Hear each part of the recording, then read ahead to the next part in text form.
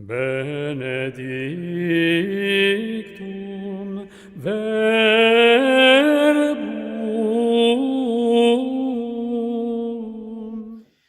En el nombre del Padre, del Hijo y del Espíritu Santo. Amén. Ave María Purísima, sin pecado concebida. Estamos ya en el segundo video de apoyo a la catequesis. Recordemos un poquito nomás qué fue lo que vimos la vez pasada. Recordarán seguramente la historia de estos jóvenes que salieron en busca de la fuente de la felicidad. Esas cuevas que encontraron no son otra cosa que las alegrías que este mundo nos ofrece.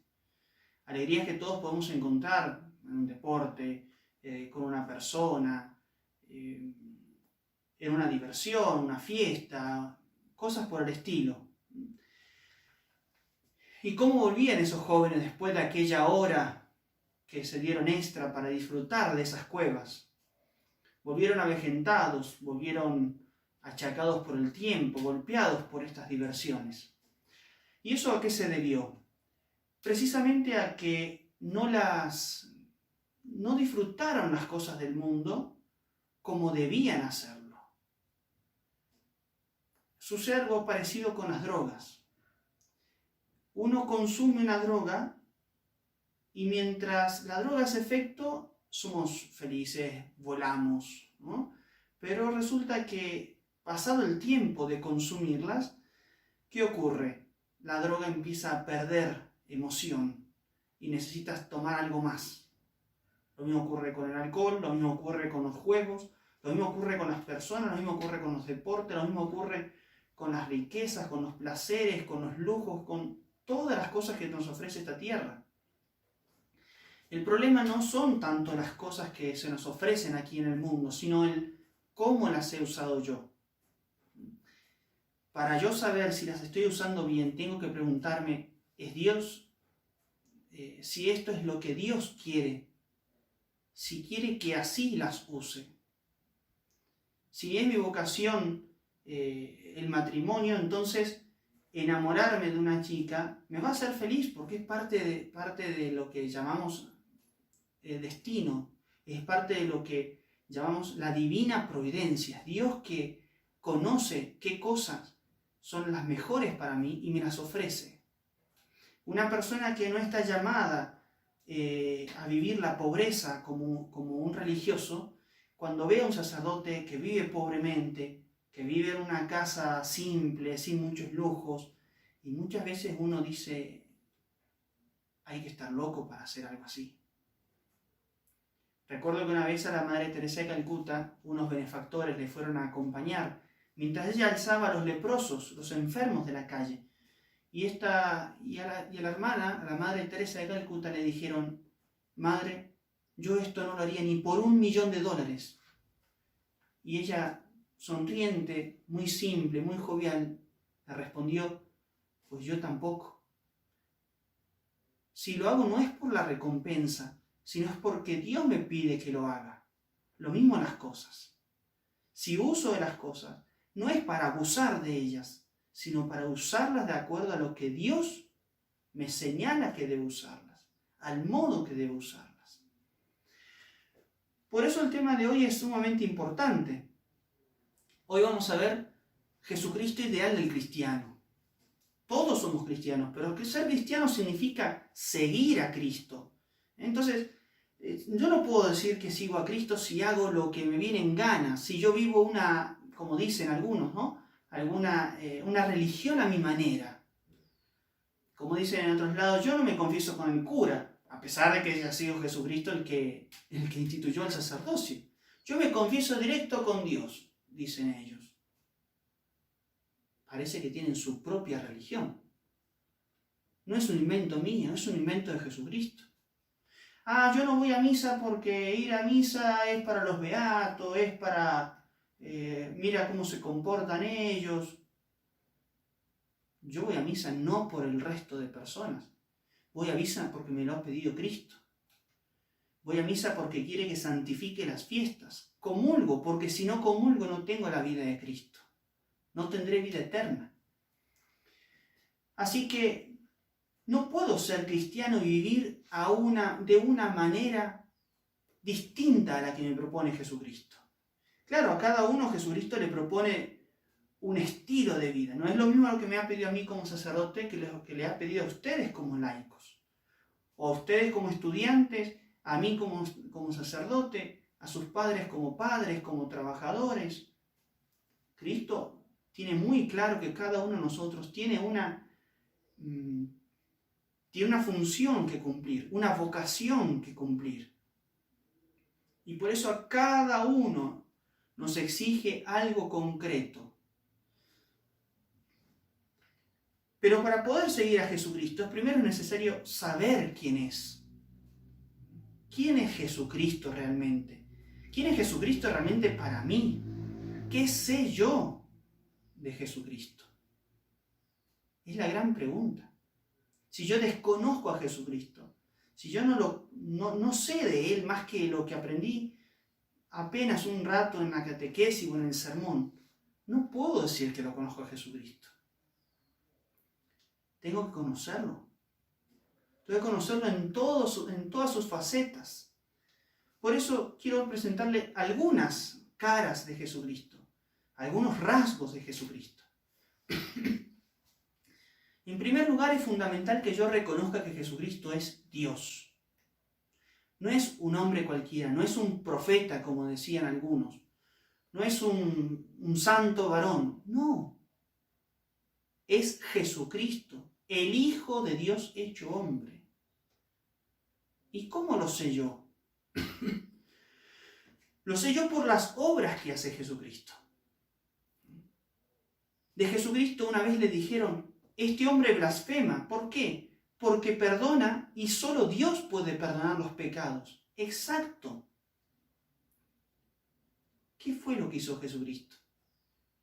Ustedes que dicen que Jesucristo para ser Dios, para perdonar el pecado tiene que ser Dios, pues bien, aquí les presento yo un milagro.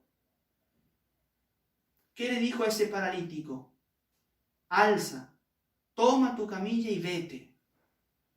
Y el paralítico se alzó. Si él no hubiera sido Dios, atribuirse ese poder, no hubiera hecho posible la curación del paralítico, porque le estaría robando algo a Dios, el derecho de perdonar, el poder de perdonar.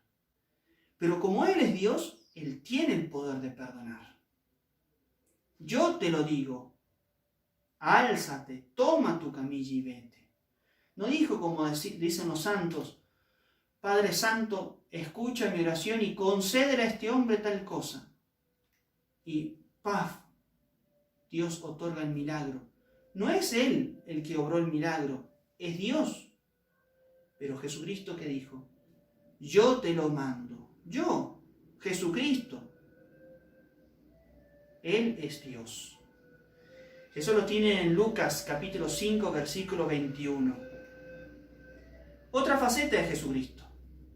El amor a sus padres.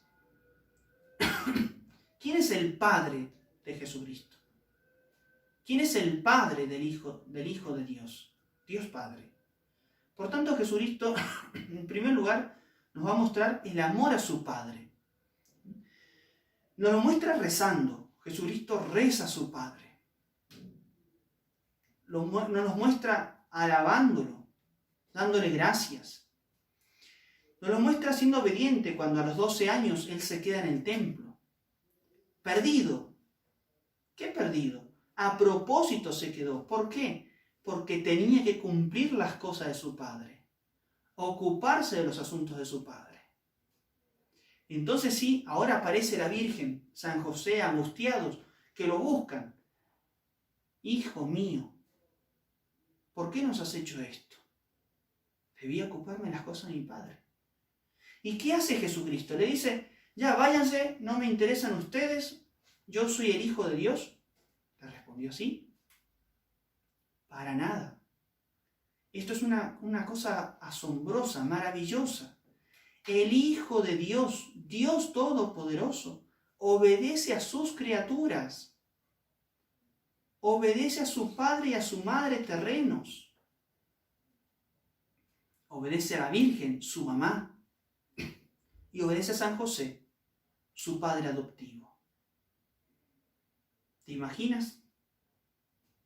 Nosotros nos preguntamos hasta dónde tengo que obedecer a mis papás, cuánto tengo que respetarlos. Fíjate, el Hijo de Dios obediente. Piensa entonces cuánto te pide Dios de amor a tus padres. Jesucristo también se mostró amante de su patria, tierra de sus padres. Lloró sobre Jerusalén cuando él iba entrando en la procesión de Ramos. Lloró sobre Jerusalén. ¿Por qué lloró? Lloró porque había hecho tanto por la ciudad santa de Jerusalén, para traerla hacia sí, para hacerla buena, para hacerla agradable a Dios. Y ellos no habían querido escuchar al Hijo de Dios. No habían querido escuchar sus palabras. Ese llanto de Jesucristo muestra cómo amaba a su patria. Eso nos pone a nosotros a preguntarnos cómo es mi amor, mi respeto a la patria, a las cosas de la patria. También Él es fiel a su palabra. Y en esto nos referimos que Jesucristo podría habernos salvado de millones de maneras. Con una minúscula gota de sangre, Él podría habernos salvado. Pero con eso no iba a ser suficiente para mostrarnos el amor que nos tenía. Cuánto tenía de misericordia para con nosotros. Entonces, ¿qué hizo? Fue fiel a su palabra. Él había anunciado desde el Antiguo Testamento que el Hijo de Dios, el Mesías, debía padecer, debía sufrir, debía morir crucificado en manos de los paganos para salvarnos de nuestros pecados. ¿Está bien? Él dijo en un momento, si es posible, Padre, aparta de mí este cáliz. Tenía miedo. Tenía temor a la muerte, al sufrimiento. Pero ese temor no le llevó a traicionar la voluntad del Padre. Fue fiel, obedeció lo que el Padre le pedía. Lo que ya desde antiguo había profetizado, había pronosticado, había dicho, Él lo lleva a cumplimiento, a pesar de que sabe perfectamente cómo iba a morir. Él le dice a los discípulos, el Hijo del Hombre debe padecer mucho y ser rechazado por los ancianos, los principales sacerdotes y los escribas, y ser muerto y resucitar al tercer día. Lucas 9:22. Lo sabía. Y cuando Caifás le pregunta, ¿eres tú el Hijo del Altísimo? Si él decía que no, lo iban a matar seguramente también por mentiroso, por confabulador, pero él no tuvo miedo, dijo, yo soy, y veréis al Hijo del Hombre venir sobre las nubes del cielo, sentado a la derecha del Padre.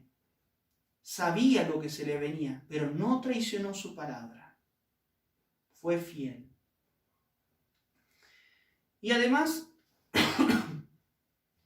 también se nos muestra con un gran respeto a la dignidad de la persona y al rechazo del pecado. Cristo y pecado no van nunca juntos. El bien y el mal no van nunca juntos. Lo bueno es bueno y lo malo es malo. Para eso tenemos los mandamientos. Yo no puedo decir que algo es bueno simplemente porque toda la mayoría lo hace. Yo digo que es bueno porque Dios dice que es bueno. ¿Y dónde lo descubro eso? En las Sagradas Escrituras, en los mandamientos. Es bellísima la imagen de María Magdalena a los pies de Cristo. Ella está ahí, tirada, arrojada a los pies de Jesucristo. Un montón de hombres santos, en principio, la arrojan a los pies de Jesucristo, le dicen, esta mujer debe morir. Fue sorprendida en pecado. A ver, ¿tú qué dices? Dice que Jesucristo se agachó y empezó a escribir. Los santos dicen que escribía los pecados de los hombres.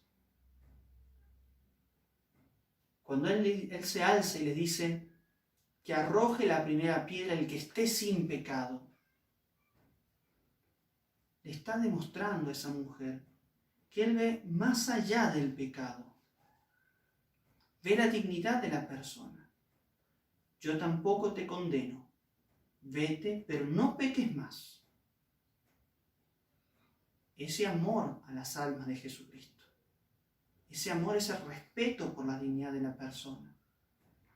Pero no le dijo, bueno, tú te sentías bien, eras feliz. No. Vete y no peques más. Te perdono los pecados, pero no vuelvas a pecar. Cada pasaje de los evangelios nos revela la personalidad de Jesucristo.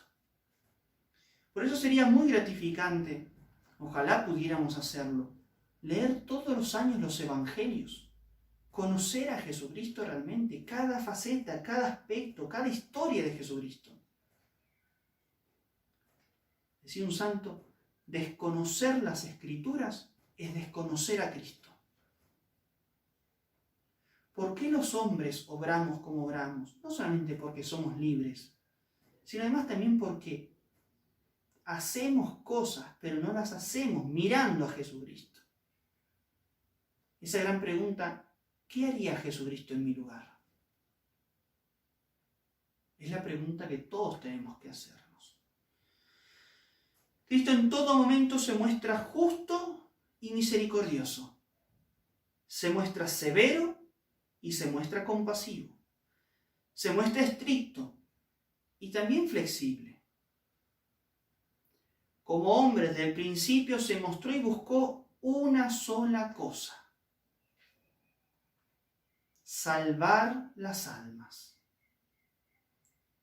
y cumplir la voluntad de su Padre. Mi alimento es hacer la voluntad de Dios. No solo de pan vive el hombre, sino de toda palabra que sale de la boca de Dios. Eso es precisamente lo que es cumplir la voluntad de Dios. Algunos textos que ustedes pueden buscar en las Sagradas Escrituras. Lucas 4:4.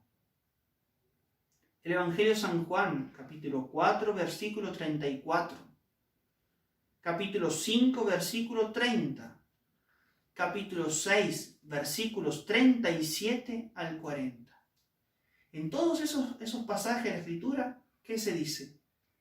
Mi voluntad, mi alimento, mi plenitud es hacer la voluntad del Padre. Así que, si nosotros decimos que somos cristianos, tenemos que ser fieles a la voluntad de Dios. Tenemos que cumplir lo que Él nos manda. Si no, eres cualquier otra cosa, pero no eres cristiano. Como si un policía, al ver un atraco, dijera, sálvese quien pueda. Oye, espérate, pero si tú eres policía, tienes que hacer valer la ley. Tienes que entrometerte en esa situación. Tienes que defender la justicia. Es tu obligación, eres policía.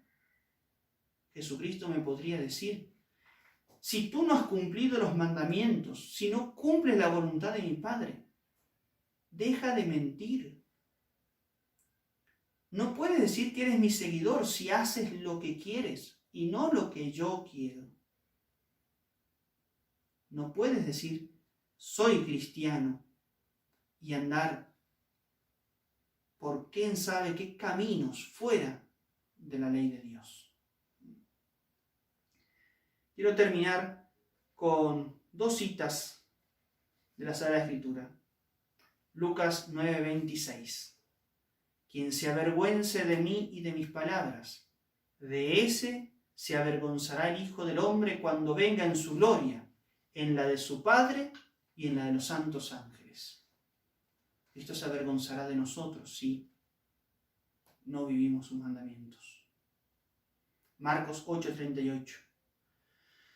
Porque quien se avergüence de mí y de mis palabras, también el Hijo del Hombre se avergonzará de él cuando venga en la gloria de su Padre con los santos ángeles.